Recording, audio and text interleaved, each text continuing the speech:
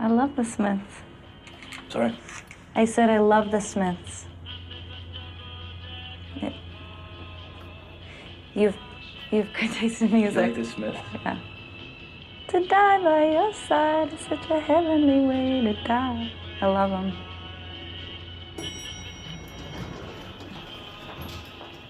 Holy. This is a story of boy meets girl. They made a statue of us. The boy, Tom Hansen, grew up believing that he'd never truly be happy until the day he met the one. The girl, Summer Finn, did not share this belief. You should know up front, this is not a love story.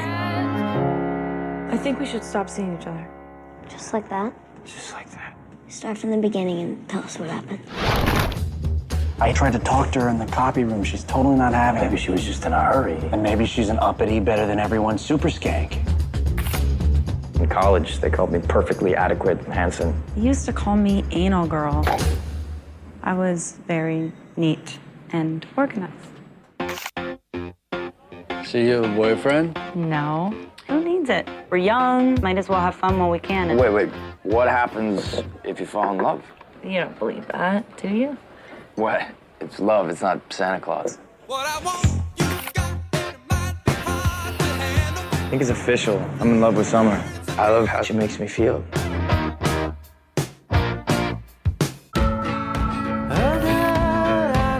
Did you ever even have a boyfriend? Of course. What happened? Why didn't they work out? What always happens? Life.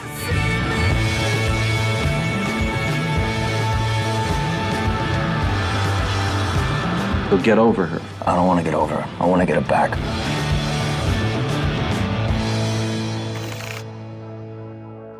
We've been like Sid and Nancy for months now. We have some disagreements, but I hardly think I'm Sid Vicious. No, I'm Sid.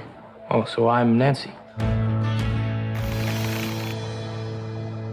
Yeah, I think there are two films people can watch, Inglourious Bastards or 500 Days of Summer. It's a very which way Western man kind of hypothetical. You know, my big inflection point was trying to get to the theater to see, I think, Star Wars Revenge of the Sith, and it was sold out, so we had to watch Batman Begins instead. And that set me on a life of vigilantism and hatred of the poor. It really set you back, I think, probably years. Mm-hmm. There's just so many more complex themes in Revenge of the Sith. I think a lot of people underestimate it. They think it's just, a CGI-filled blockbuster, but really it's about democracy. It's really about the Trump administration. It's really about cool space battle and space battle being cool. This is also true. RJ, it is nice to have you back in the studio with me. And by studio, I mean our respective bedrooms, separated by thousands of miles. It's good. It's a respectful distance. It's a respectful distance. The restraining order won't let us get any closer. Today, I did want to bring you back to do something completely different, completely unique to our podcast that we have not done before, and that is talk about a piece of media we both enjoyed. Naomi and I have done 2 movie reviews so far. We did Marry Me with Owen Wilson and Jennifer Lopez, and then Silver Linings Playbook, both of which are films I had a lot of fun ragging on and very little positive to say. And I think it's easy to critique media. I think it's very easy to point out the flaws of media. And don't get me wrong, those movies had plenty to complain about. But it's far harder to find media that you think is good and worthy of adoration and can put up on a pedestal. And I think 500 Days of Summer is a movie that reaches that impossible standard of romantic comedies, romantic dramas that there's actually good lessons and messages in. There's good chemistry and good writing and solid themes. And it's one that I would strongly recommend to people and want to dig into why it is such a powerful movie and what other films about romance and love can learn from it. Yeah, and it's one of the few pieces of media we tend to agree on. We tend to agree upon. What are the media? What are the pieces of media we enjoy? I think we both like Southland Tales. It's for different pretty reasons. much Southland Tales, Cosmopolis, and 500 Days of Summer. That might be it. Yeah. I mean, I think we both like Donnie Darko. I don't know where you still are on it. As long as it's not the director's cut. Oh, but the director's cut has Killing Moon at the beginning. I forget his name. I know he did Southland Tales also, but I enjoy him in concept. But I think editors really kind of saved his career. I think he's a director that works best when he gets to play in a space and can do whatever he wants. Limitation is a bad thing for him. But yeah, I think 500 Days of Summer is one of those movies we watched like 3 or 4 times in our freshman and sophomore year. I feel that every time I walked into the lounge, you were watching it on repeat, or just be like, guys, it's an evening. Let's hang out and watch this movie over and over and over again. I didn't bring much to the table. I think I was just like, Magnolia, guys, it's a pretentious film. You'll love it. Well, it's a movie that I connected with a lot as I don't know how to put this, a unappreciated teen with niche interests who couldn't seem to get the manic pixie dream girl of his desire. And I think the more I've watched it and the more I've grown, I've appreciated it more, because it made me feel like someone who watched Fight Club and was like, man, fighting is awesome. That is the message of Fight Club. I definitely should have paid attention a little bit more to what the sister was saying in the I think the most important quote of the entire movie. Just because you have a bunch of shit in common doesn't make her your soulmate. Yeah, I think we'll return to that because that's an important theme in the movie. Yeah, I mean, I watched a couple of times with you. I think you introduced me to it. I'd heard people in high school talking about it, but like hadn't seen it myself. It seemed like a pretty generic romantic comedy. And I think if you watch the trailer or read the description online, the impression you're going to get is it's a very cookie cutter, like boy meets girl and they fall in love with hints of drama. And it's definitely more nuanced than that. And I feel one of the problems is, and this is true of a lot of romantic comedies, a lot of people don't have any sort of media literacy. They don't have the ability to like critically assess what they're seeing. And so for a lot of people, and this is my opinion, I would love to see some survey data on this that the studios, I'm sure, have recorded in some secret vault somewhere. But I feel for a lot of people, their idea of a romantic movie is pretty people doing things that resemble love. And they don't really think about what the actions are or what the general plot beats are, or whether or not the things the pretty people are doing are actually like objectionable or not. It's just like, well, they're two pretty people. They got to be in love because that's what love is. Pretty people spending time together. And I think a lot of the movies that were considered really enjoyable romantic comedies back in the day have aged very poorly because the actions of the main characters no longer hold up when you like dig deep and ask why it is that they're doing certain things and whether or not the other person in the relationship should put up with that. So yeah, 500 Days of Summer really, really impressed me across the board. And I'm not really sure how to structure this, but I want to just kind of jump in and discuss some of the major points of the movie. I think it's maybe not worth rehashing the entire plot. I would rather this be something where people are listening and be like, oh, that movie sounds good, and, you know, sit down and watch it for themselves. Do you have any comments, anything else to say before we jump into that? I think, yeah, going off of your point, the thing that it did the best, in my opinion, was it had objectionable actions, but with consequences, where it wasn't like the obvious, maybe Hallmark person doesn't appreciate the other person because they're stuck in their career kind of thing. Right. But it was a much more, I think, realistic, but also more powerful, where one person completely ignored the other person's boundaries and essentially goaded them into a relationship that they've been against the entire time. And then was like, why isn't this relationship good?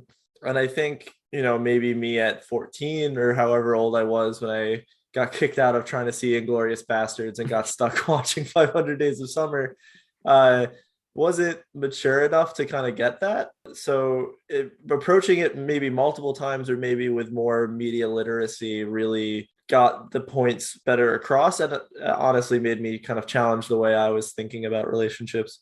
You know, I'm thinking Inglourious Bastards is very much a film where both the surface level messaging and the deep dive messaging nearly match up. Surface level, it's like killing Nazis is awesome. And then like critical messaging is killing Nazis is awesome.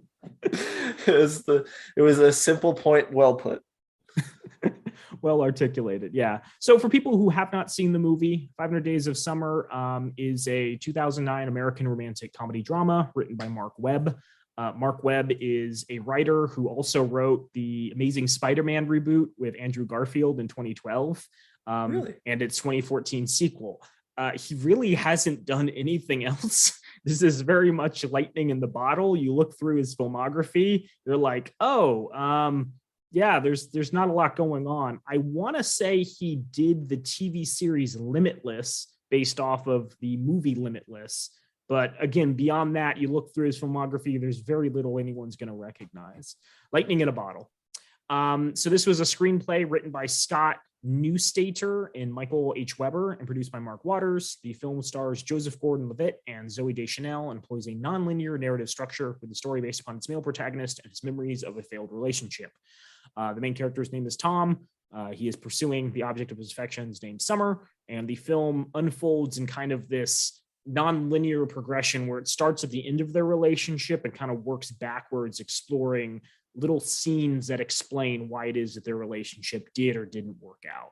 And it's interesting because the opening scene of the movie is one of the last days of that 500-day period, and it's them dressed up very handsomely, sitting on a park bench, holding hands in the middle of a park. So the opening of the film is like, this doesn't work out, but the shot that the film opens with is the impression that it's a happy ending. And I find that really fascinating because it definitely subverts the audience's expectations and immediately raises a lot of questions about what the film's going to contain. I like it when films do that instead of you walking into a theater and being like, well, it's a romantic comedy. They're going to end up together, right? Like that's how the structure works. Okay, so the first thing I really liked about this film, RJ, is maybe it's just my sense of humor, but I find it very funny. I think there's a lot of movies that attempt to be amusing, that attempt to have banter between their leads, that attempt to insert jokes because the studio exec said, hey, the pacing of the scene is off. You need to insert a joke here. And this movie does a really good job with humor. The characters are charming, and I think that's partially due to the actors having like genuine chemistry, whether it's Joseph Gordon-Levitt or Zooey Deschanel, having a conversation, or him hanging out with his friends, or him like talking with his sister. I think there's a lot of believability there, and it definitely doesn't feel like any of the jokes were forced. It definitely feels both sporadic, but also insightful. There's a lot of things throughout the film that I'm like, oh, I find that enjoyable. And even on this rewatch, there was a number of little things that I didn't catch before. Tom's character makes a lot of asides that initially are humorous, but then you dig back into and are like, oh no, that's actually kind of misogynistic. And maybe we shouldn't trust this character's impressions far too closely. I think that's a really effective technique from a writing perspective, because the joke is supposed to be that he says something off-putting and it's like, oh, he's quirky and awkward. But then if you actually think about it for a couple of seconds, you're like, oh, maybe this is his character. One example is at the beginning of their relationship, he hasn't worked up the nerve to talk to Summer's character about going out on a date. And his friends keep berating him. They're like, why don't you just like ask her? And he's like, well, that's exactly what she'd want me to do. I can't do that. But then there's an aside where he's like, she's been ignoring all of the little advances I've been making for her. She's resilient. She won't succumb to my charm. Like, what did you actually do? And it's a scene where Zooey Deschanel's character comes up and says, hey, do you need anything from the copy room? Because they work in the same office. And he looks at her and says, you know exactly what I need. And there's this long, drawn out pause where she says, okay. And he goes, toner, can you grab some toner for me? And then she walks off. And on the first look, it's like, oh, this dude is like super awkward, and that's kind of cute and charming. And to an extent, that's his character. But then watching this for the third or fourth time, I'm like, oh, that's sexual harassment in the office. It's not something that should be tolerated. And so not only do I think it's well written, I think it's well written in the sense that the humor serves the role of the movie, because the movie is partially about getting the audience to understand that the character they idolize isn't necessarily as perfect as they want. And it kind of throws them off the scent and creates this sense of intrigue when you start to unpack all of the problems in the relationship. Because again, on first glance, it's very obvious, oh, he's just this awkward dude. But then upon further reflection, upon digging into more, you get this completely different impression. Were there any jokes that stood out for you that you thought were like particularly well delivered? Yeah, I think maybe not well delivered, but the acting was great. It's definitely well delivered. Maybe that's not the word I'm looking for, But looking at it, even just from yours, how you described it, now I'm thinking about it in a different way. And I've probably seen this movie a dozen times. All of his most awkward moments are about his opinions on women or his interactions with women. And so maybe that's not awkward. That's just, does it know how to interact with 50% of the population exclusively because he sees them only as prospective romantic partners? I think some of the lines that like kind of evolved how I've seen them, like at first were just like, oh, like a little bit cringy. Oh, like, yeah, like that's funny. Like that's how I would think about it too. To, oh no. When you look at it holistically and all of those statements together, it points an incredibly awful picture. Things where like the why do pretty people think they can take whatever they want or treat us like shit, when really the treat us like shit hasn't accepted my not so obvious flirting yet.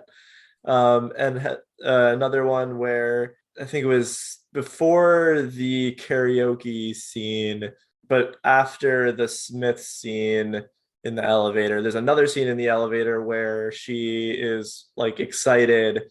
He's like, hi. And how was your weekend? And she was like, it was good. And he's like, can you believe that shit? She's been getting passed around the dudes at the gym or whatever. So what happened? All right, you ready? Yeah. So there we are. 9 more floors to write, just me and her. Hey, Summer. Hi. How's your weekend?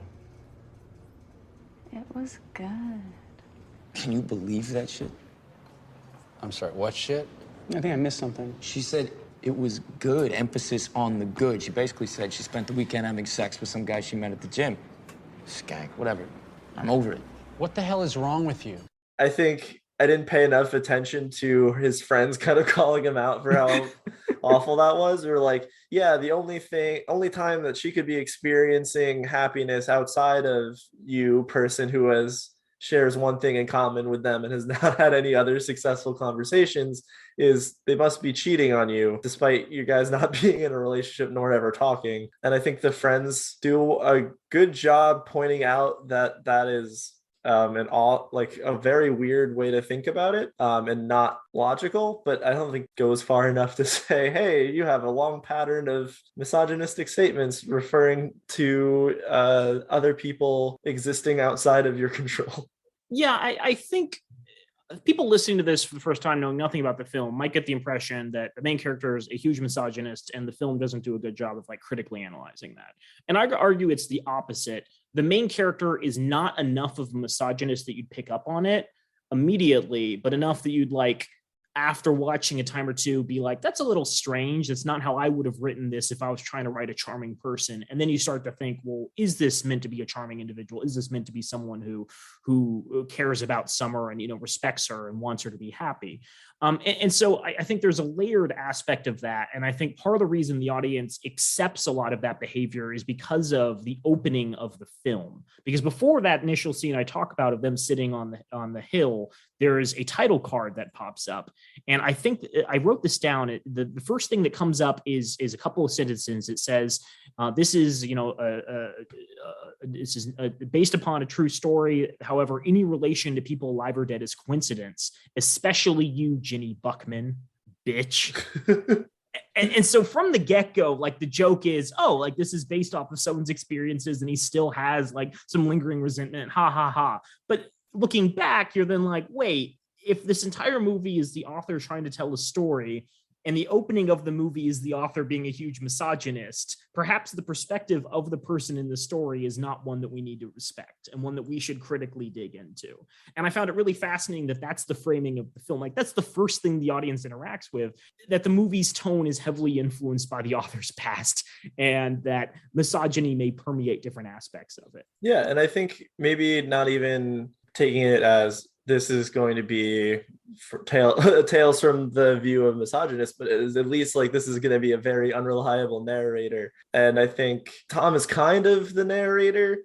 It's told from mostly his perspective, and the narrator kind of reads his mind a little bit. So I think some of that unreliable narrator that's pointed out in the beginning, I think goes both ways. Or while the narrator kind of reads Tom's thoughts, I think that is the narrator also sharing Tom's thoughts of this is a story about how angry he is at this one woman, which is ironic given this end is supposed to be like he worked on himself and he met this new person, but he still has all of this aggression towards this one person.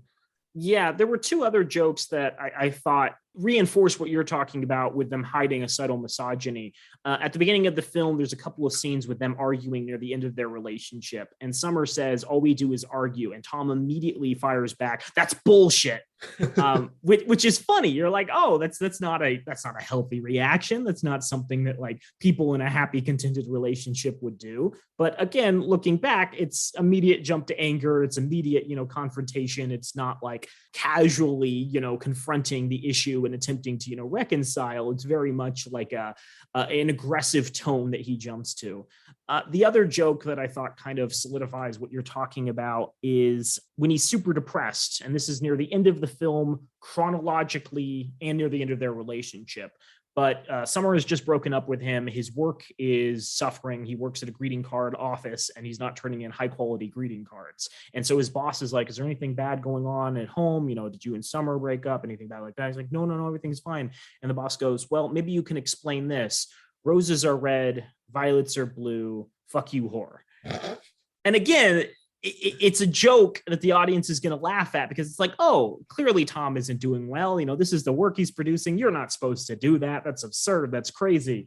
But again, this is the work that he, a greeting card professional, is turning in and expecting is going to be like treated as valid. And it's interesting that I think a lot of people don't pick up on that immediately, perhaps because, again, they're assuming, oh, well, this isn't supposed to be how people should actually interact. But then reassessing it later, they may come to terms with the fact that Tom has some issues deep down. I do want to jump sort of to a conversation about Tom's actions throughout the movie. And I kind of want to run this idea past you. Do you think that Tom has respect for women's choices? That's a very broad question, but I'm rewatching the movie and it seems multiple aspects reinforce the idea that Tom thinks of Summer as something to be pursued and something that should conform to his interests. There's the scene in the bar where they're talking and he's complaining about how women these days don't know how to dress. And he's like, so they're covering themselves in tattoos and these absurd purses. And Summer goes, well, some people like that. I like that. And he's like, But he's expressing, how he thinks women should act and how they should conform to his interests. And the opening of the movie, the narrator explains that Tom's understanding of relationships is influenced by a misinterpretation of the ending of The Graduate.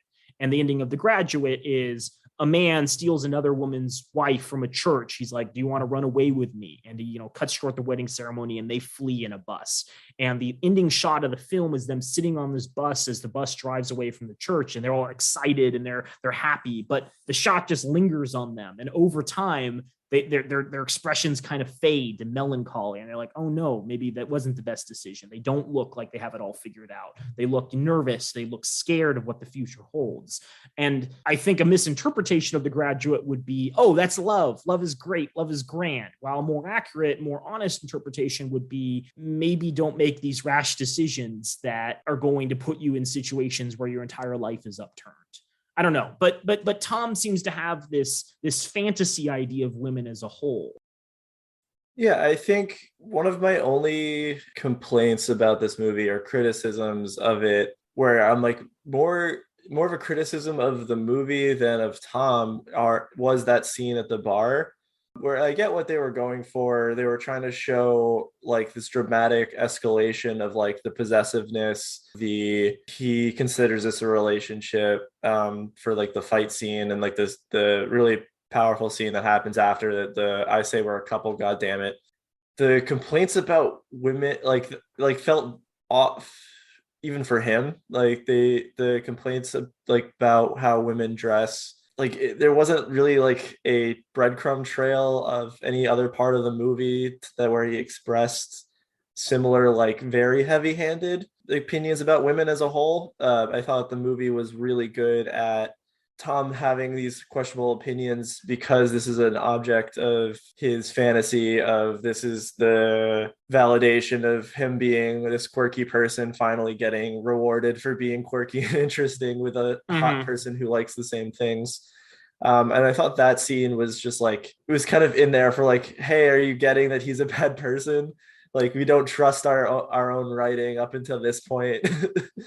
There were a couple of other things that I picked up on in this viewing that I hadn't picked up on prior ones. They're arguing at the beginning of the film about how their relationship, has kind of been on the rocks. And Summer makes a reference. She's like, we're like Sid Vicious and Nancy. And he's like, well, I'm nothing like Sid Vicious. She's like, no, I'm Sid. You're Nancy. And he gets all offended. He's like, I'm Nancy. And so it's this little thing. Maybe he just doesn't like the analogy, but it's interesting that he feels weird about being the woman character in this scenario and her having kind of the masculine role. The other thing that I thought was interesting was there's a scene where Summer's talking to him about her past partners, and he's completely off base about what she actually finds attractive because he's imagining in his head what these people actually are. And then Summer explains, no, they're completely different than what you think. So like one example, I think she says, oh, and that was the summer that I was dating that punk rocker, Charlie. And he immediately jumps. There's an image in his head that appears on screen of this punk rocker guy at a concert. And she's like, she was great. And he's like, wait, what? And it turns out it was actually the groupie in the background of the image that he just pictured. I think that was the bassist or guitarist, not a groupie. Okay. But to my point, like he's completely off base with what she wants. He's easily offended by comparisons to being a woman. And I wonder if that fits with his character, because there's that scene in the park where they're admiring all the fancy buildings from the top of the hill. And he's going on and on about how great these buildings are and how well they fit the skyline. It seems he's very concerned with the aesthetics of things, not their actual utility. Because Summer points out that there's a parking garage in the middle of this scene. He's like, oh, I guess there is. Like he's never even noticed the fact that there's this thing people use every single day for work. He's more concerned with like the institutions and these powerful images rather than like the actual things that help people in a day-to-day. I think he actually said that it would look better without it. I think he knows it's there. Oh, okay. But yeah, I think there is a strong theme of only caring about the surface level, where starting from The Graduate, he's like, oh, they got together. Nice. Pretty people doing pretty things. Yeah. The end goal is achieve woman. Like there's nothing happened after that. And then you see his immediate pursuing of, well, the immediate interest based on her attractiveness, and then the immediate obsession based on this person likes a thing that I like, which I don't know. I live in LA. A lot of people know the Smiths, but I get it that maybe he doesn't talk to a whole lot of people. And then goes into only the appearance of being in a good relationship, where they're going to these quirky things, doing things that he likes, assuming that there's like, if she likes the Smiths, she likes all of the stuff that he likes. And I've kind of morphed my point here, but he doesn't seem to appreciate more than the surface level of his understanding of things. And I wish they did a little bit more in his like self-improvement scene to show that he fixed that. Because I just rewatched it several times, and like all it felt was that montage made him better at being an architect and not a person. So I might have kind of gone on a ramble here and lost the train, but let me pick up for you, because there's something Summer says at the end of the film as they're talking on the park bench. And she says, I met my husband, because she gets married to someone else, and goes, I met my husband at a coffee shop, and it was complete luck. If I'd been 10 minutes later or 10 minutes earlier, he wouldn't have been there. If I'd been reading a different book, he wouldn't have chatted with me about it. And all the time I was, chatting with him, I just kept thinking, Tom was right. Tom was right about love. And the only thing you were wrong about was me. And you were saying that you thought that misogyny scene in the bar was out of character. And I thought that was a weird thing too. That didn't feel like an actual learning moment for Tom. Because it's not your worldview was incorrect. It's your worldview was correct. You were just slightly off base, which is not a good message. And I'm not sure if the end of the movie supports either that Tom has changed or is saying that he's just going to go through the same cycle over and over again. I mean, even the naming of the person that he was pursuing at the end was Autumn, which, very similar to Summer. It's another potential cycle. I'm still scratching my head over that part. Yes, the comparison to Donnie Darko that we made earlier. Oh no. There's just like that scene, the bar scene, just put that like tinge of, does the director know what he's doing? Does the screenwriter director intend to be like, Tom is a bad way to think about things? Or is it like, if you were just slightly hotter and had a better job, it would have worked out? Oh no. But no, I think based on, interviews with the cast afterwards and a lot of my reading of film analysis afterwards, because I guess maybe to talk about my journey, my over a decade journey with this movie. I originally watched it and probably more identified with Tom of, yeah, I'm quirky and I deserve to be loved for that, and kind of saw like pursuing a relationship as the end goal. And like, once you're in the relationship, like everything's great. Like you found the person, what could possibly be difficult after that? Right. And then I think saw, both of them were at fault. Like they didn't really work it out. And then kind of got to originally like, no, Tom is just straight up the bad guy. Like there wasn't very many shades of gray. All of the miscommunications, or maybe not even miscommunications, but like Summer agreeing to be in a relationship was because she just saw her partner be capable of violence, and then was demonstrating that anger in front of her again. And then clearly the relationship kind of takes a dive after that. Mm-hmm. Seeing that kind of the idea of a person and falling in love with the idea of a person and what that represents as part of your journey, and not as this is a person with autonomy and their own goals and interests and desires that is pretty actively communicating those, just ignoring them, I think should be the main takeaway of this movie. Is Summer the entire time was like, I want this to be casual, I don't want a relationship. And Tom saw it as, haha, silly woman. I will convince them otherwise. I guess I've seen some criticism of the film which says that Summer is an underwritten character. And I wonder what your thoughts are on that. Because on one hand, I see that it fits the role of the movie by treating her as sort of a manic pixie dream girl, an object for Tom to pursue. And the audience can also sort of be funneled down this narrative road where they're like, oh, like she's quirky and cute and he's quirky and weird and they're going to end up together. On the other hand, though, I feel it strips a lot of autonomy from her and makes it more difficult to sort of understand her perspective and her opinions. And I think perhaps the movie could have benefited from having a longer scene near the end where he's reflecting upon past indicators of their relationship that sort of deeper dived into her perception of what was going on in each of those scenes and how she took away things from that scene rather than just his perspective. So do you feel she's underwritten? Do you think there's a way they could have improved upon that?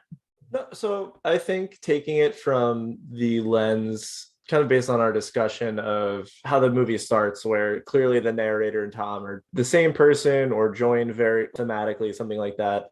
I think she does a really good job at, how do I put this, explaining or framing Tom's actions, because I think it was really good to keep her fairly quiet, or not maybe quiet, but like we only get a few tidbits of information about her. And I think it's important that he completely goes against all of the few information that we get.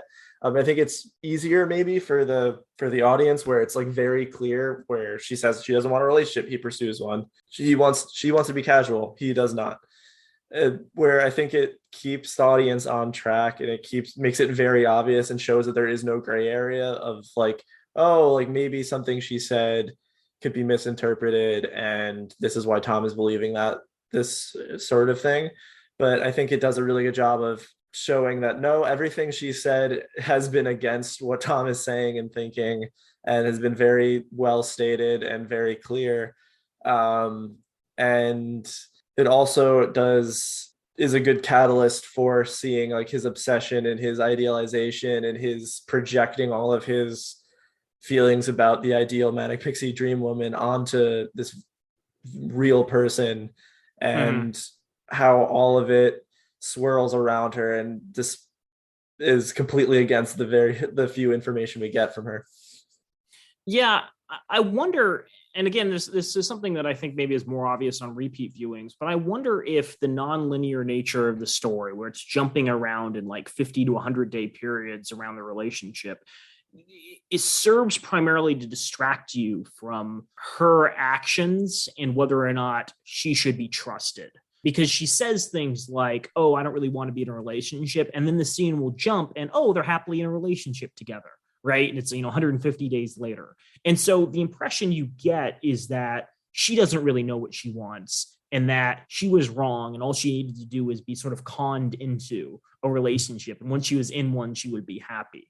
And I think if this movie was told in in a linear sequence of events, where it's just this relationship unfolding, that'd be far more obvious. But because they play around with time, I think that's where the ambiguity gets introduced, and that's where people get distracted.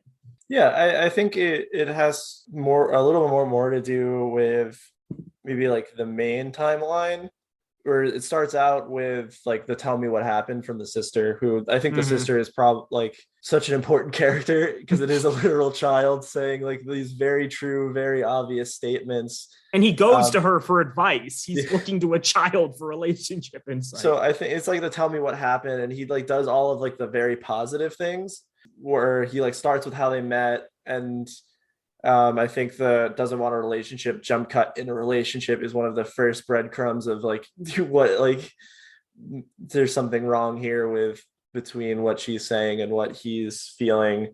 And then there's the maybe look back on it question that he gets from his sister. And then it's like, oh, actually this was awful.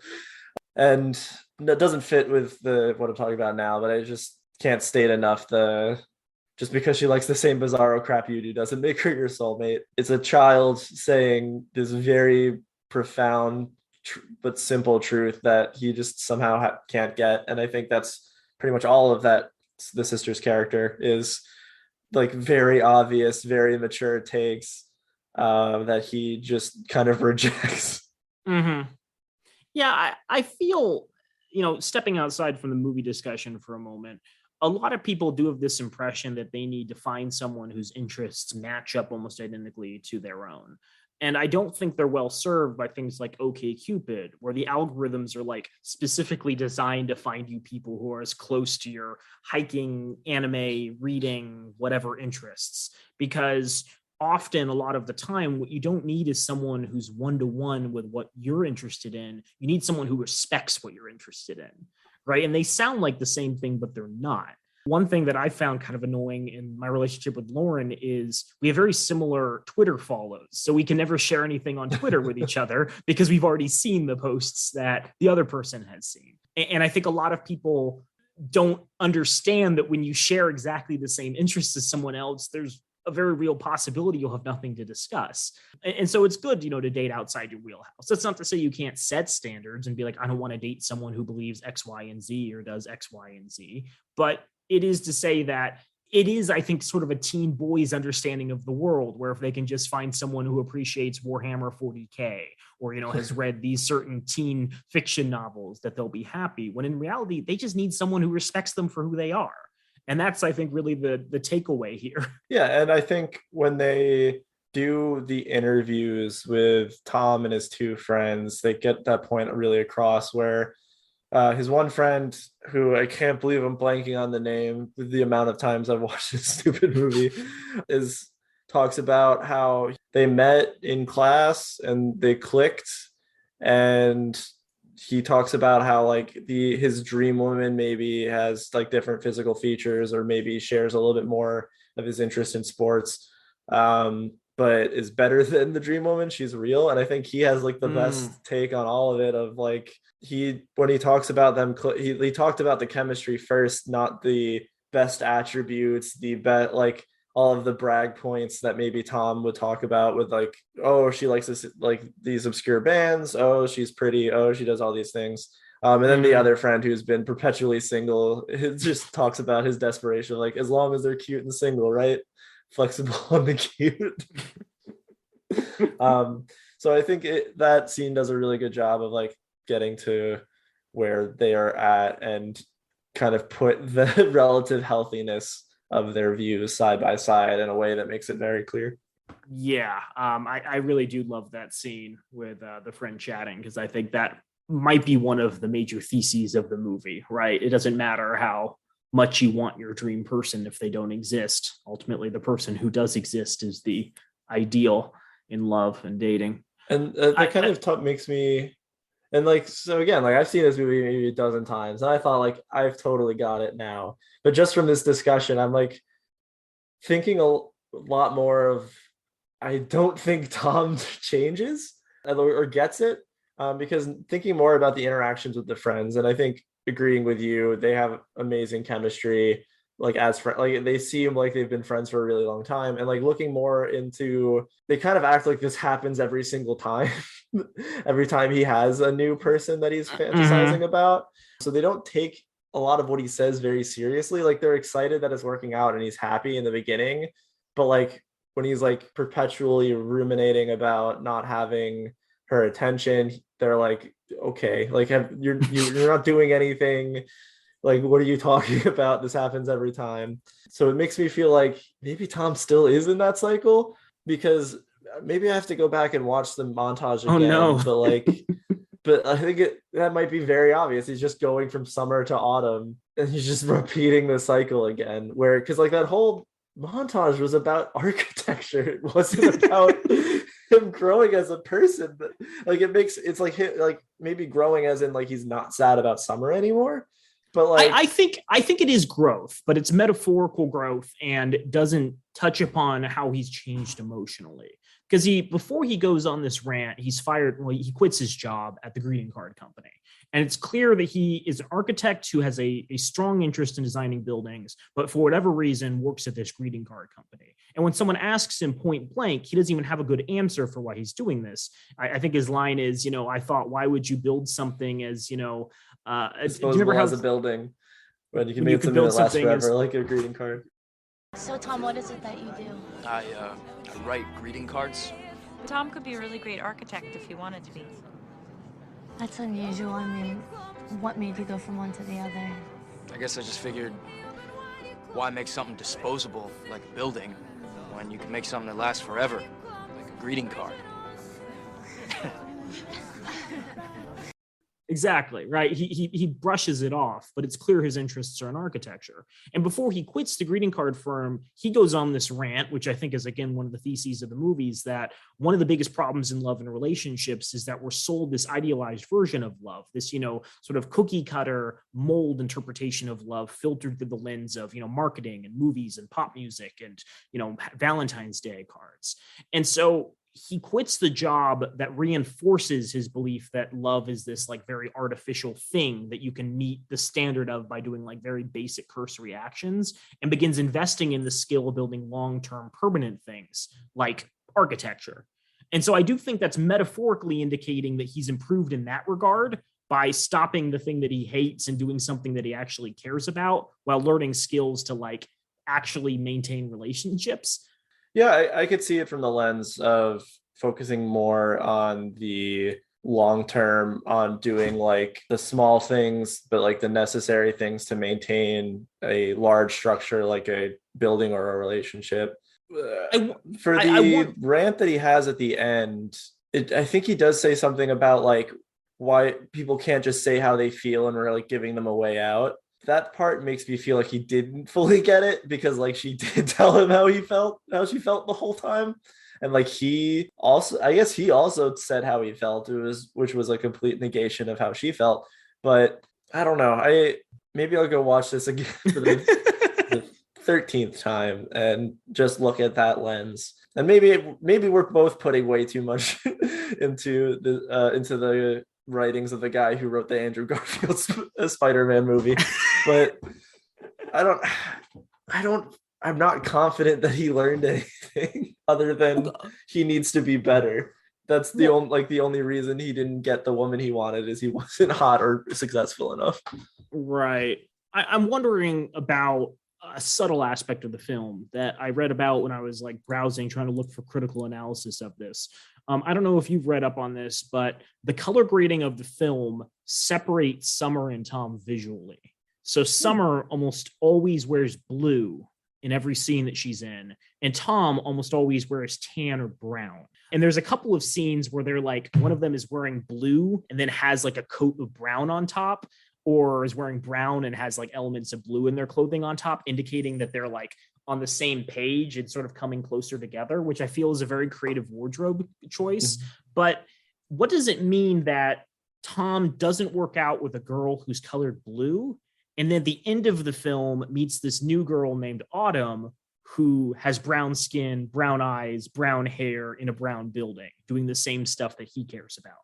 Because you're talking about that scene where his sister says, just because someone cares about the same stuff you do doesn't mean you're actually going to fall in love.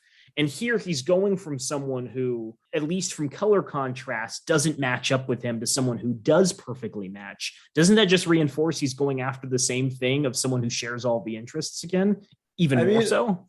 I mean, maybe what that's trying to get across is that visually they're very different. And I think like throughout the movie, you can tell that Summer and Tom are very different based on their beliefs and core values, which until the end of the movie, which I agree was like a weird reversal for Summer's character, which maybe we're also just like Tom and completely misinterpreting what Summer did. But I think maybe it's saying Tom was viewing Summer as the same person despite obvious differences, and in the filmography, the visual context, thought they were the same people because of the same interests. And now we see Autumn, who is, I guess, via the color context and clues, is more maybe compatible with him. Right. So jumping back to Summer's character, we were talking earlier about how she's underdeveloped. And I would argue that she might need a little more screen time, but we do know everything that's important about her.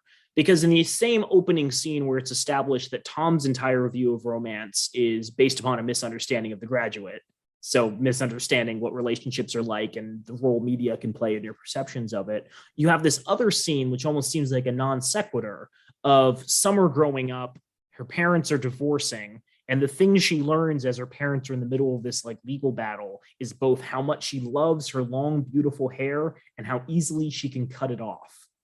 And I was watching it this time and I was like, oh, that's her perception of love. Because I feel it establishes from the get-go that Summer is someone who both can care deeply about things while also being able to sever them without a significant emotional attachment. And I wonder if that perhaps explains a lot more of her actions throughout the film. Or even if she did have strong feelings for Tom at a given point, she also didn't have that like intimate connection he had and was far more willing to give up on the relationship when it started to sour. Yeah, I always interpreted it as she has an aversion to romance, because I think it kind of matches with the conversation of the karaoke bar where she talks about love being a fantasy and it not being a real, about how 50% of marriages end in divorce. So I saw it more that way, where she could detach from something that she loved because she knew, or like she enjoyed the amount of control she had, because like when it's another person, she doesn't have that control, which is a thing Tom should have learned. Perhaps. I think the other thing that reinforces her view is the music choice she has at the bar. And I did want to touch a little bit upon how good the music was in this film. Excellent movie. Excellent soundtrack. Oh, it's all good. We'll play a couple of clips from these songs. There's not a single song that I hate in this movie. And I think one of the big mistakes a lot of romantic comedies do is they try to find the most obvious song that people will recognize. They're like, this is, meant for people who grew up in the 80s. We're going to find some like banging 80s songs about love. And they don't really dig into the deeper meanings of the songs. They're just like, what are the popular songs people will recognize that will set a certain mood? And I feel the music choices in this film are not only like excellent, they're also kind of, maybe they were more underground when the movie came out, while also having the themes that they're trying to convey in each of the scenes. So to that point, there's the karaoke scene in the bar where both Tom and Summer sing songs. And Summer's song is the song Sugartown by Nancy Sinatra. And the whole song Sugartown is about how Summer has problems, or the singer has problems, but she doesn't really care about them because she's just going to lie down in the grass and they'll go away. And you can interpret the song, I guess, about like drug use and like coping with your problems through substances. But the general theme that Summer gets across by singing the song is, I'm not really attached to relationships. Even if there are issues, I can always just walk away. Don't, nail me down.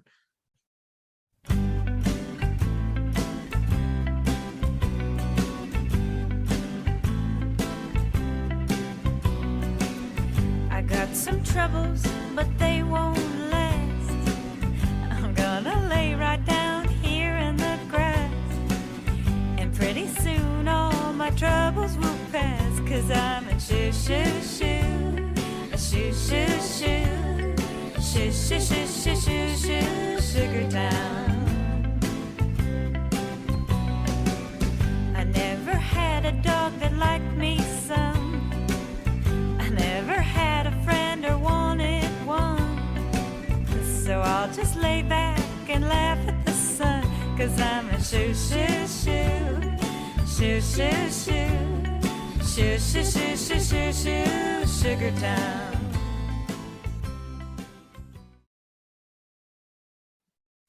I guess the contrast to that is what Tom sings. And I looked up this one this time. It's Tom's, when he gets super drunk, sings the song Here Comes Your Man. And the song Here Comes Your Man is from the perspective of homeless people waiting on the side of the railroad tracks for death because they're unhappy with the monotony of their existence. And I feel that kind of captures his perspective on life, where unless he has someone to love, unless he has someone to care about, he's just kind of going through the motions. Doesn't really have a significant purpose in life. Outside is a boxcar waiting. Outside the family store.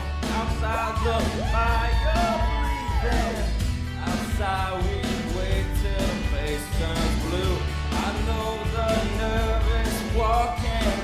I know the dirty bit hangs. Out by the boxcar waiting. Take me wait. Nowhere play. Let us wait so long. So long, so long. Never wait so long. Here comes your man. You're gone. Here comes your man.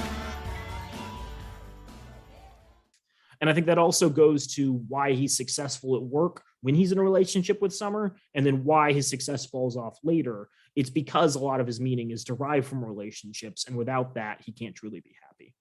Yeah, so I interpreted the Here Comes Your Man two ways, and I'm not sure which one I really land on.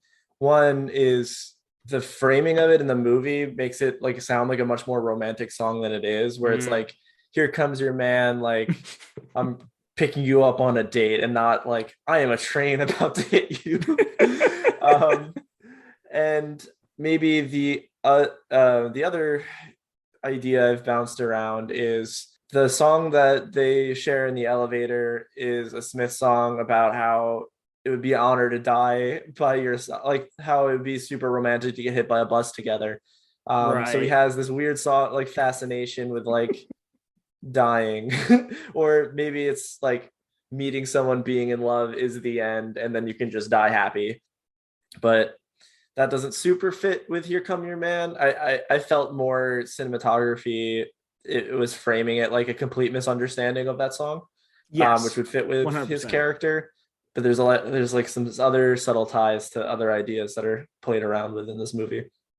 The song Us by Regina Spektor opens the film in the first montage, and I love that. I think one thing that I criticize a lot of romantic comedies for is there's no real sense of time progression and no real sense of character development.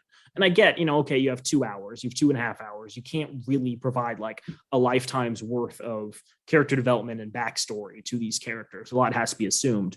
But the montage is both of them growing up in, I guess, like the 1980s, 1990s. And the song that plays underneath it is this very sort of mournful song about people idolizing things and then those things not living up to the expectations of people, which again fits into the overarching themes of the film, where people look at relationships and want those relationships, but don't realize, how easily those things can crumble and not meet sort of like hypothetical ideal. Would you agree with that? Yeah, I think that one's one of the more on the nose moments of the movie. I will say, while looking for a copy of the lyrics for us, I stumbled across the Rap Genius online breakdown of that song, and there are some very Marxist readings of it that don't fit with that interpretation. So the first verse is, "They made a statue of us and put it on a mountaintop." Annotation: "Us" refers to Stalinist leaders, particularly Russian leaders led by Stalin. The statue on a mountaintop is the Stalin Monument in Letna Park, which is on top of a hill. Cities were named after Stalin and Lenin, Stalingrad and Leningrad. People worship them, but later denounced them as monsters. Second line. "Now tourists come to stare at us, blow bubbles with their gum, take photographs of fun." Annotation: "Tourists come from far and wide to see the historic cities of the USSR, but Regina seems to think they trivialize their significance instead of really recognizing the immensity of the history of places like Stalingrad." It's just the galaxy brain meme. The small brain is this is a movie about Tom being right. Big brain, this is a movie about how you need to like communicate.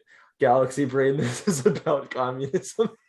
I mean, I'd argue to an extent, like, you could read Tom as culturally conservative and Summer as more progressive. Tom very much believes in institutions, the importance of monuments and buildings and relationships, while Summer is much more aloof and doesn't feel like she has the ties to those. And you can also sort of read into that with Tom being attached to Los Angeles, having grown up to it, while Summer is a transplant kind of moving around from place to place. She doesn't have a historical tie. She's new to the area. She's bringing in new ideas and energy.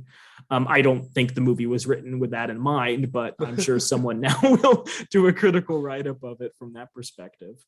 But I guess maybe that also goes to their differences in sort of, political ideology are part of the reason they don't work out, because they differ so significantly in how they perceive like the importance of marriage and relationships and all that.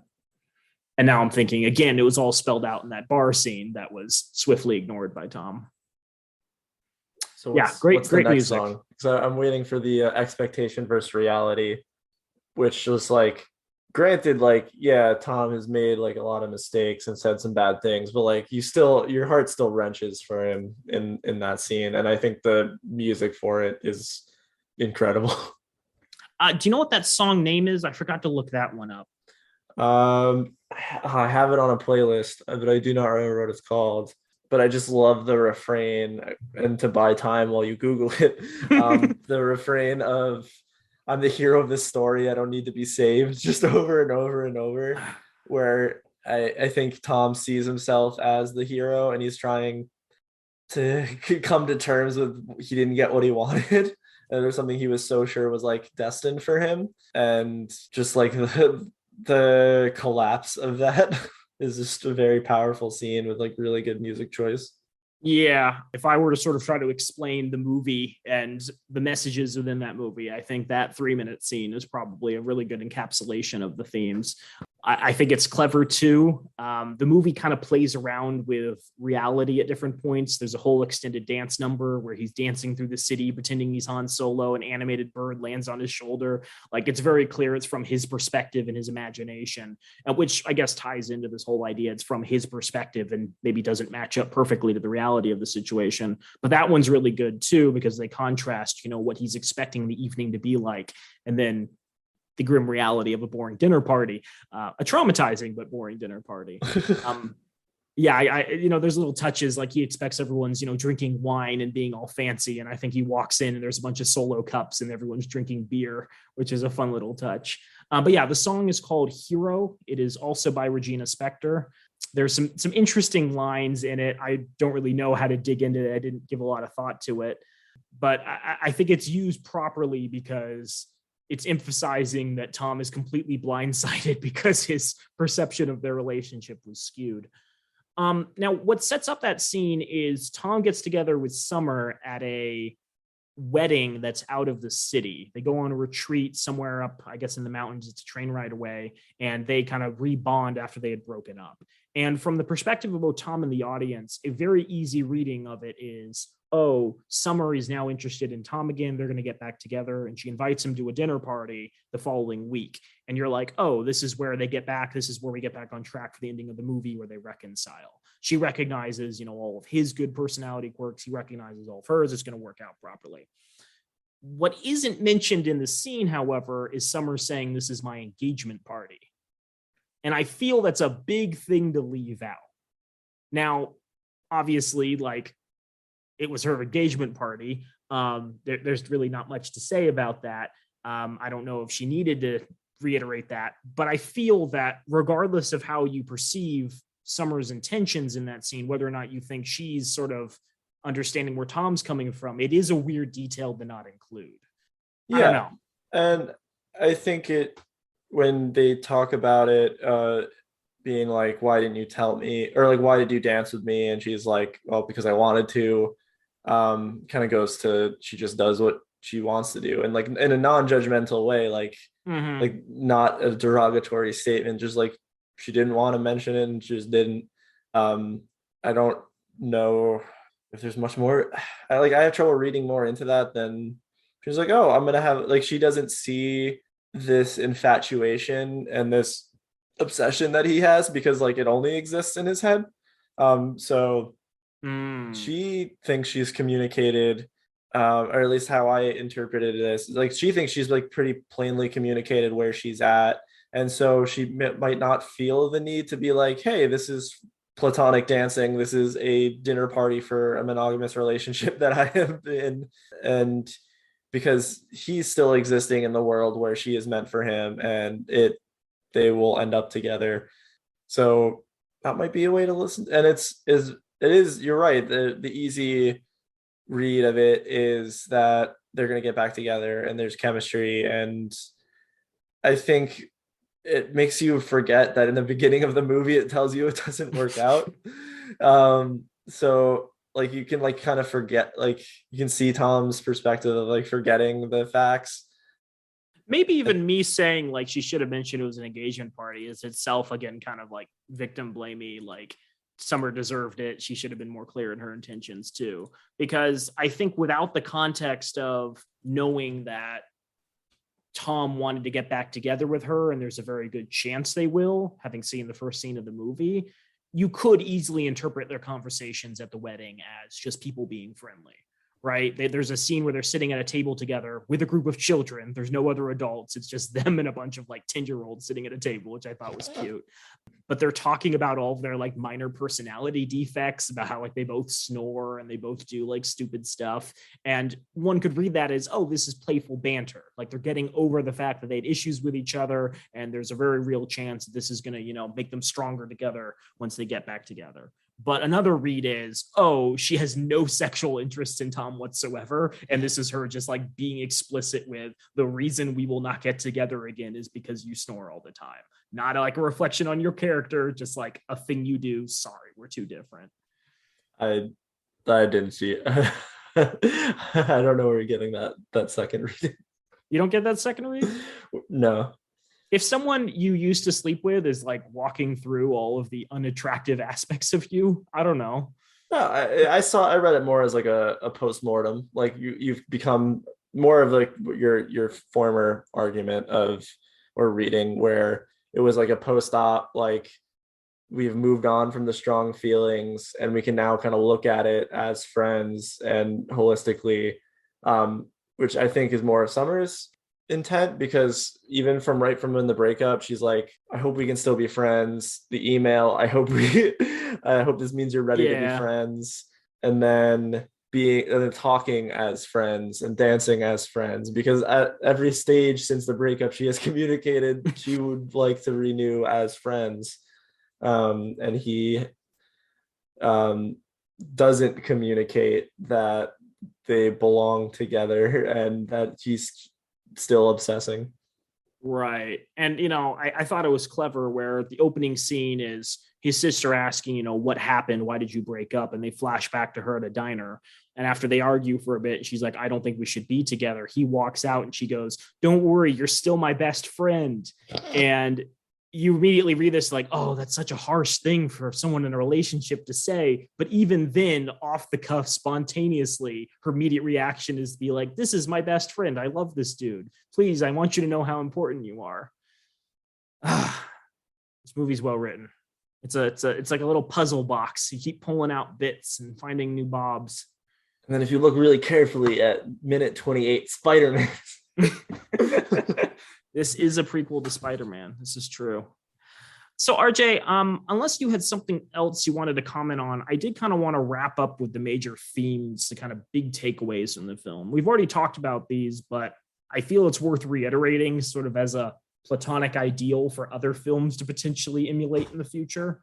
Because it's my perception that a lot of films these days go through the motions, where they're kind of like, this is a love story. Here's the beat by beat breakdown of their love story. Oh, there's going to be conflict because their families are quirky and don't get along. But there's never really any in-depth exploration of what it means to love and what it means to be in a relationship with people.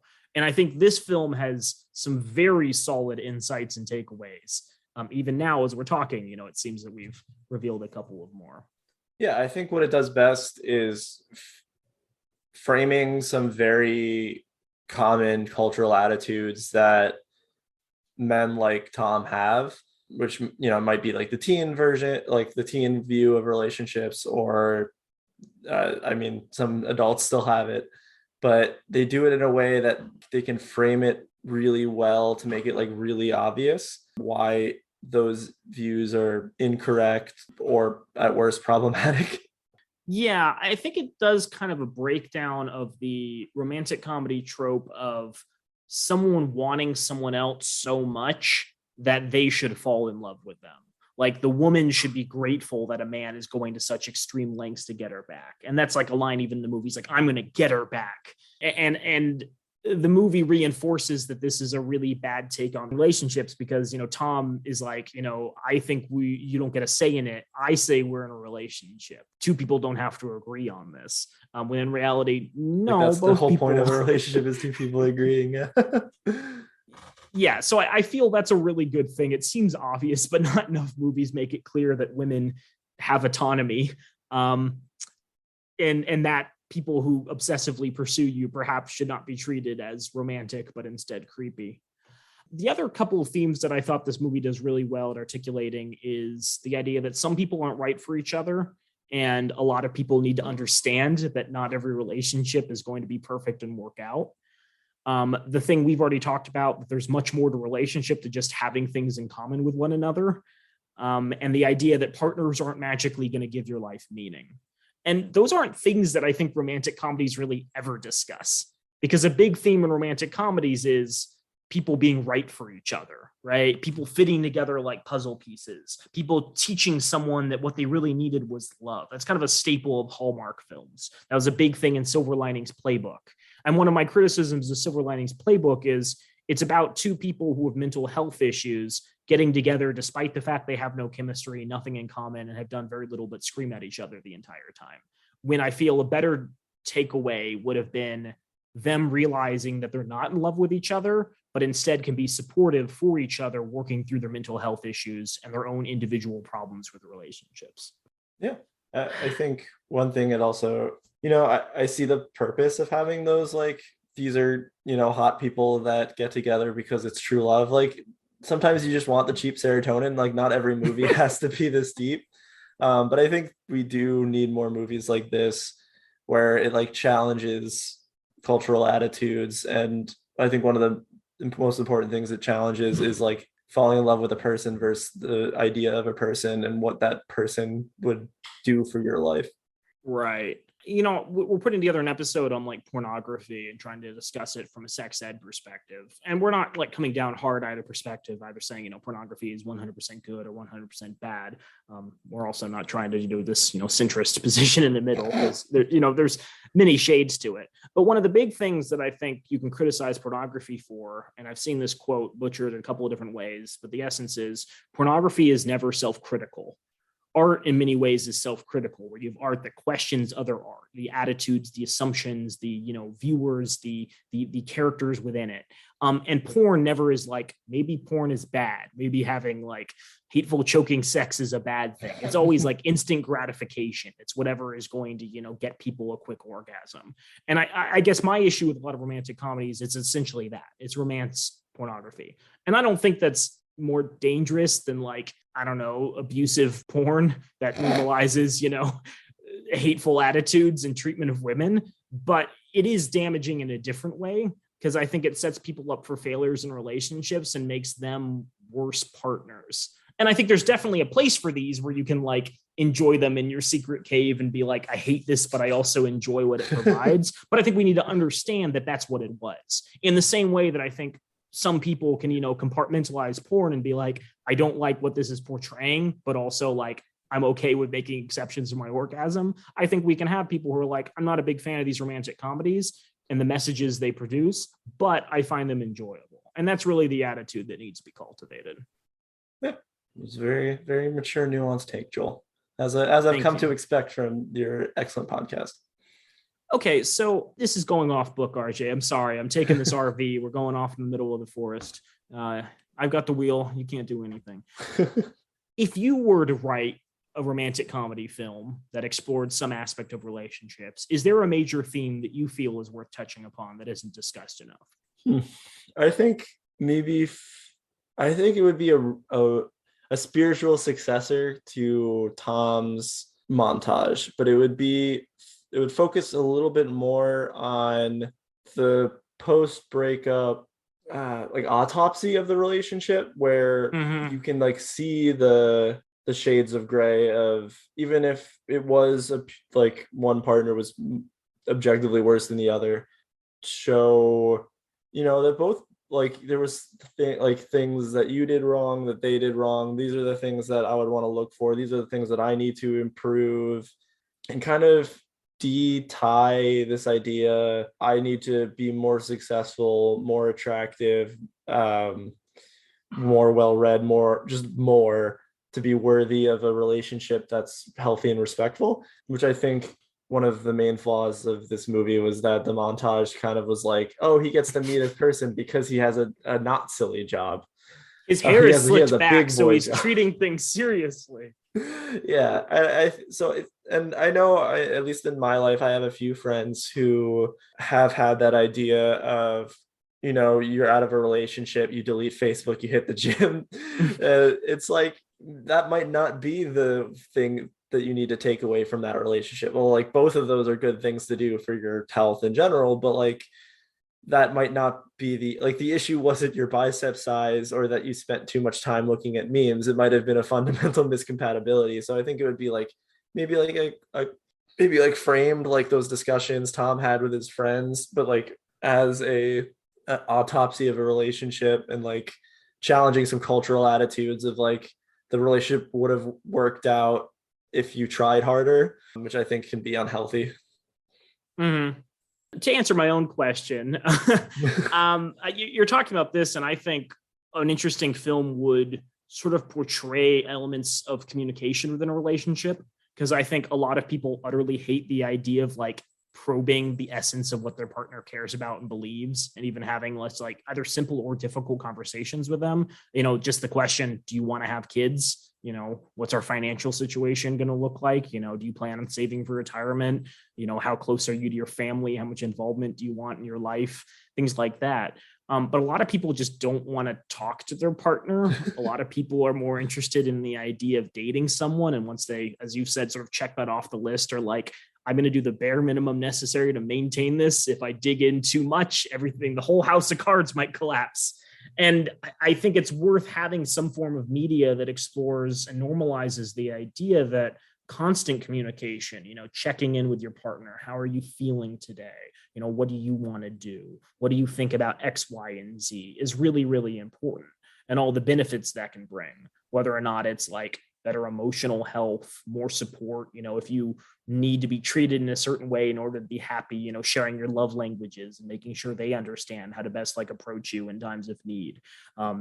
Whether that's, sexual health, being open and honest about what you want to see in the bedroom. And I think that doesn't mean they need to respond and be like 100%. They can be critical if you're, asking for certain things they're not comfortable with, but, having those conversations and, earnestly, admitting and exploring fetishes and whatnot. But yeah, like this is like a good example of a movie where it's not necessarily that communication is the problem. It's that people don't understand how to actually listen. And I think being able to explore the consequences of bad communication and the benefits of good communication would be very good for a culture that produces a lot of 2-hour films where it's just scene after scene of people hanging out doing cute things. And that's supposed to be the end goal. And an idea that I think that maybe your movie would get across is it reminds me of something one of our friends said after a relationship, and I won't pull their name out, and I also don't know if you were there. I think it might have just been us. But anyway, one of our mutual friends post a relationship was like, we realized we were having fun because we were doing fun things, not because we were having fun together. And I think that's an important idea too. It gets rid of like the surface level of the relationship of like, yeah, if you're going skydiving with your partner all the time, like, yeah, you're gonna have fun, but like there's gonna be times when you're not skydiving and you need to be able to enjoy being around them. Yeah, and I think again, a lot of people think of relationships as sort of this vacuum where things will never change, but someone's going to lose their job inevitably. Someone's going to lose a parent or a sibling, and you're going to have to comfort them. Someone's going to get horribly sick. Someone might be disabled. Someone might have to move across the country because their work changed location, and then you have to sort of grapple with whether or not you want to move with them or if this relationship's going to work out, right? And if you're just in the relationship to have fun with somebody, I don't think that's nearly as strong as having like explored and gotten to the core of why you care about this person and their personality, and ultimately identifying, the things that make each other tick. Ultimately, I think we'll move through those problems far more easily than, just someone who you're in it with for the laughs. RJ, let's quit our jobs and become screenwriters. Now we already have a spec script where it's basically the movie Predator, but every single character is a different archetype of male abusers, and they all have to like work together to take down like an evil alien. Wow, what a what a sentence I wasn't prepared for. This whole podcast is actually just an opportunity for us to network with the big wigs and get in Hollywood. Yeah, I hope it works out for you. I'm comfortable with my one media appearance a year. Well, I'm very happy you could join me and talk about a movie we both appreciated, a movie that actually is relevant to the podcast, not Southland Tales or Donnie Darko or Cosmopolis. But maybe that'll be a Patreon exclusive as we explore the dimensions of relationships as a billionaire played by Robert Pattinson goes throughout his day cheating on his wife multiple times and expecting her to put up with it. I would, maybe not a full hour podcast, but actually like another excuse to watch Cosmopolis and then do like a quick chat about the awful relationship dynamics in that one. You have your mother's breasts, firm breasts, real stand-up tits. What an awful sentence that dialogue was. And that, to be clear, that was a line delivered by Robert Pattinson in a feature film. People didn't think Robert Pattinson was going to be good for the Batman, but I was a firm believer because I'd seen Cosmopolis where he played a sociopathic billionaire, and I'd seen The Lighthouse with You where he plays a guy going crazy, crazy sociopathic billionaire. He had it down. He was just building up. It was block by block. Yeah. All of his life has been preparing to be part of the DC cinematic universe. A goal we all work so hard to strive for. Yes, indeed. RJ, anything else before we close out? No, it's always fun talking about 500 Days of Summer and how it's fine. It's nice to finally create something with the 10 years that we've been talking about 500 Days of Summer. Now for Sharknado. The critical Marxist analysis of Sharknado. His name is Finn, just like the shark. He has to destroy himself. The Jesus figure. He is the Jesus figure. Well, thank you again for showing up. I don't know when this is going to be up, probably in the next couple of weeks. I'll let you know. But hopefully people listening to this are interested in watching this film. We would strongly encourage you to do so. I believe it is available on Netflix right now. It's not a reason to maintain Netflix, but if you already have a Netflix subscription, maybe check it out. And if you're listening to this on a Delta Airlines flight, I believe it is also on the in-flight catalog. Excellent. Well, thanks so much, and you enjoy your days all. Never ever saw it coming at all. He never ever saw it coming at all. He never ever saw it coming at all. It's alright, it's alright, it's alright, it's alright, it's alright, it's alright, it's alright.